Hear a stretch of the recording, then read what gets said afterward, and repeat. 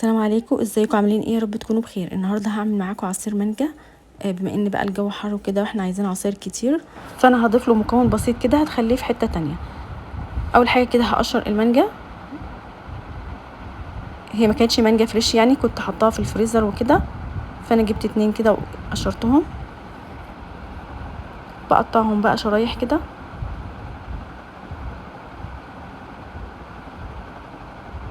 هحطهم بقى في الخلاط.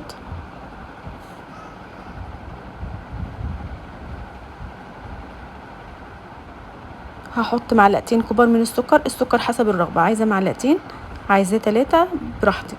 هحط بقى كوبايه ميه متلجه وفيها قطع تلج كده. هضيف بقى 2 كبار من الحليب البودر، وهو ده المكون اللي هضيفه وهيخلي طعم عصير المانجا حلو جدا. بعد كده بقى هجيب رشة من الفانيليا، سواء فانيليا بودر او فانيليا سايلة من دي. هحط بس حاجة صغيرة كده، معلقة صغيرة جدا. ما بتحبهاش ممكن ما نضيفهاش. هضربه بقى في الخلاط وارجع لكم. قدميه بقى بالطريقة اللي تعجبك، طعمه حلو جدا ومختلف عن عصير المانجا اللي احنا متعودين عليه. ميكس كده ما بين عصير المانجا والايس كريم، طعمه حلو جدا ومغذي بالنسبة للأطفال برضو.